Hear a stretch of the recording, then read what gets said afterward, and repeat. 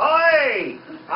Balik po tayo dito po sa inyong paboritong programa, Kompletos Ricardo! At syempre, para mabalance, ano, nagdala kami ng babae. Ayan. Hindi ka mapasanay sa akin. Ayaw mo ba sa akin? Babae-babae na nga ako. Ganun ba? Baka malito kayo, ito ay anak ko. Siya yung Chloe na hindi ma-gender.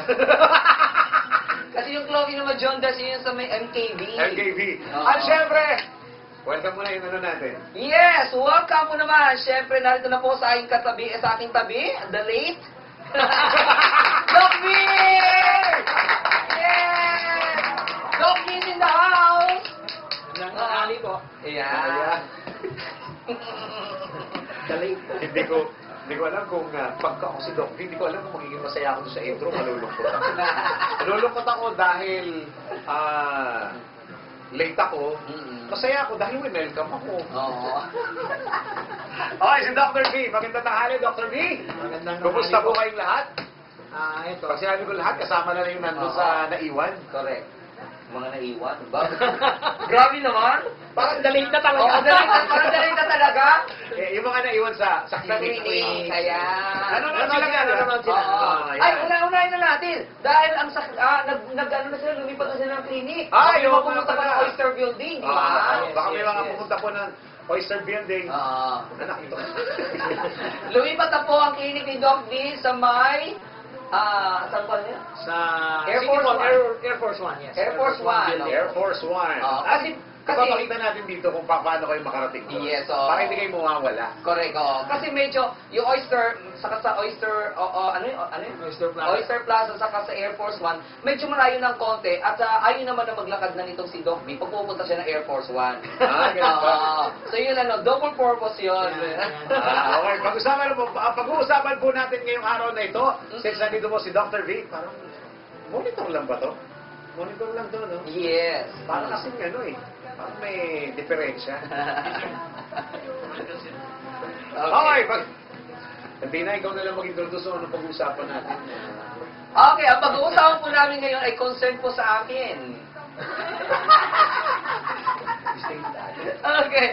Ito po ang doon sa may mga katanungan doon sa mga may concern, syempre alam mo ang mga modelo hindi ito hindi nila concern to eh. Oo, 'di ba? Kasi as much as possible mas gusto nila maliit lang.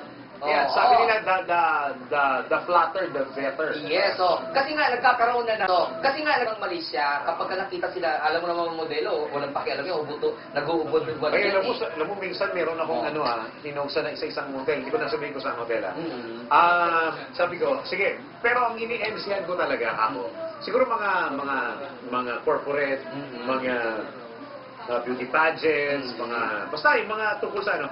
Ngayon, kinuha ko for yung rarampa-rampa. So it's more of a, not hosting, voiceover. Okay. Voiceover tapos hosting ng So nasa likod ka? Oo, hindi. Nasa Pero nung backstage? umpisa, nandun ako sa harap. Okay. Intro ako na ganyan. Tapos sabi niya, sige, pagkatapos mo mag-intro, punta ka na doon sa may backstage.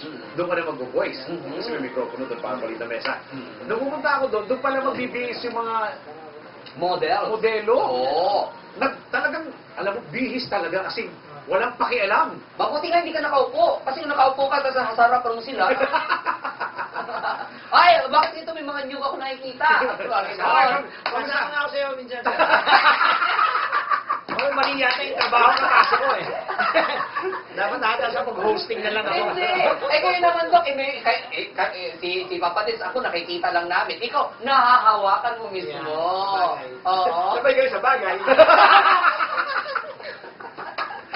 Okay, mag-usapan na natin. Ang pag-uusapan po natin ngayon ay may patungkol ito sa mga kababaihan. Kadalasan ang mga nagpapaganito yung mga babae, no? And of course, the transgenders. Marami na rin lalaki. Marami rin lalaki. Oo nga, wala. Sorry. Oo. Ang pag-uusapan natin ay... Breast Yeah. augmentation. Yan, okay. Pag sinabing... oh my gosh. Okay lang to, okay lang yan. Pag sinabing breast, pag meron ho kayong mga, may mga katanungan kayo regarding sa pinag-uusapan natin, you can text us display na lang yung mga cellphone numbers natin. Okay, Doc. First question natin. Okay. Pag sinabing breast augmentation, ano yung ibig sabihin ng breast augmentation? Basically, pinapalaki. Pinapalaki. Ini-enhance yung I-augment? in-augment Oo. ang breast. Usually, pag augmentation, always with an implant. Oo. Kalimitan. Kalimitan. Kasi marami ng mga pwedeng gawin ngayon to augment the breast. Paano yun? Meron ba mga pinapamplang yan? Merong... Ipapamplang yan, ganyan, no? Sabi yun, ganun. Ang most common is implants, syempre. Yung iba, like in other countries, ayaw nila ng ganun. They want yung natural. Yes. Ayaw nila naman ng mga implants. They use the fat transplant. Pa? Kukuha ng taba sa ibang parts ng katawan. Kukuha ng taba sa ibang parts ng katawan ng Yes. mismo The pasyente. same patient, yes. Okay. Autologous. Yes. Anong purpose nun, Doc? Para yung sistema hindi ganun ka, Kasi since it's your body part, tatanggapin din ang katawan. Yes, walang rejection, kumbaga. Walang infection. Kadalasan po, anong part yung pinagkukuha? Usually sa tummy. Which is good. Oo, mas maganda. Di ba? Which is Yes. good. Kasi malalay po ka na. Malalay po ka na. Then, ka pa ng breast. Yes. Na natural looking kasi walang implant. Pero ano yun, Doc? Kapag ka gano'n, na fat ang ilalagay sa breast mo para lumaki, bawal ka na maging athletic. Kasi the more, kapag ka nag-athletic ka, mababorn yung fats mo. So baka biglang Umipis. Yes, may anong ganun. Actually, maski naman sa hindi transplanted na fats, pag ang female is pumapayat, yung breast nila lumiliit din. Ay, ganun ba yun? Ganun yun, yes. Ganun yun. Ay, Para nahihila. Hindi. Oo, Nawawala muna. yung fats eh. Na-reduce yung fats. Ganun ang ganun ang... so pag tumataba, lumalaki din. Yes. Ay, magpapataba na ako.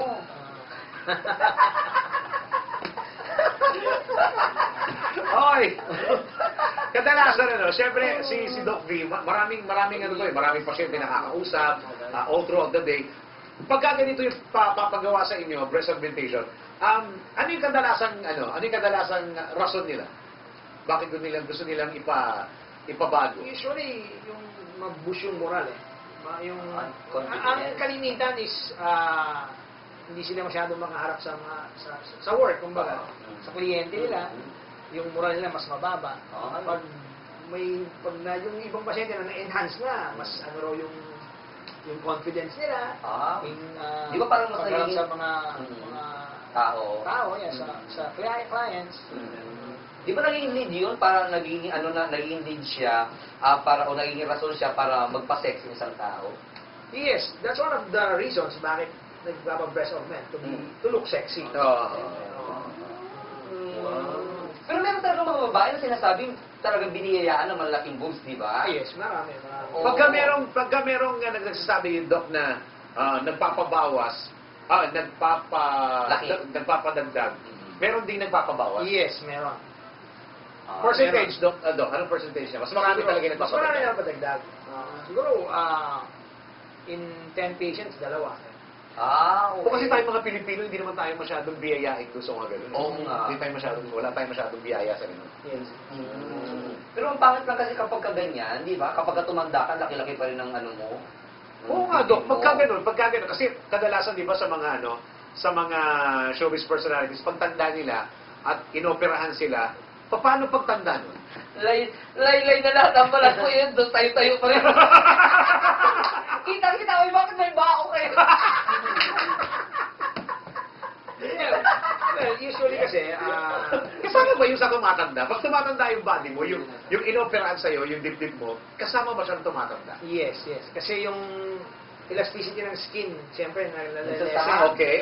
So, yung breast, magsasag, bababa rin. So, paano yung Doc, yung nasa loob? So, mas ganun pa rin. kita. Yung implant, hindi siyempre nababawasan yung size. Ganun pa rin. So, ang nangyayari, kalimitan, yung mga patients na umiidad nangyari, nagpalagay sila, 40 years old sila. No? Okay. Then after 10-15 years, nasabihin nila, Dok, parang bumababa. Talagang ganun po, talagang bababa because of the skin. By gravity kasi bababa yan. Siguro akala nila, pagka nilagay na doon, forever na gano'n na nakalagayan. Pagtanda mo, dito mo na dito. Kalimitan, ang ginagawa is you replace the implant with a bigger one. Mas malaki. Para malift pa. Yung iba naman, we use yung ginagawa yung procedure ng mastopexy or yung breast lift. Iba yung lift, iba yung augment. Ah? Oh, Yes, yan. magkaiba yung Iba yung augment, iba yung lift. lift. Yes. Pag sinabing augment, talagang Lalagyan ng, you enhance, you Oh, make it bigger. you make it bigger. Pag yung lift, a little left lang. I mean, iangat. Pwedeng, Yes, iangat iangat. siya. Oh. So yung siya iangat, kasi yung ating, yung nipple areola, usually ang basihan eh. Mas mababa na. No? So when you lift it, lalagay mo dun sa anatomical na mas magandang position. So iangat mo siya. Usually bang papagano mga nagpapa-breastfeed? Ay, hindi Kasi naman. nahihila. Yes. Pero not necessarily nagpapa-breastfeed ang nagpapa-breast augment or nagpapa-lift. Lift. Hindi lahat. Ah, hindi. Oh. Uy, teka muna. Ipuntahan natin yung nagpapa-breastfeed na ganyan. Pagka nagpapa-breastfeed po yung babae, tapos nalaman nyo na, tapos kapapanganak lang niya, di ba? Sabihin natin na medyo nalilitan pa rin siya. Tapos gusto niya magpaka-opera. Pag tinanong niyo nagpapadebut siya ng bata, tinutuloy niyo? No. Pag nag-breastfeeding, hindi pa pwede. Hindi pwede. Usually after, ang victim dyan, usually 6 months after giving birth, kung magpapa-breast off. 6 months, okay. Yes, pero kung mag-breastfeed siya ng hanggang 6 months, usually 1 year ang Dapat. yes, ang pinapano. Takbo. Yes. Oh. Pero, Dok,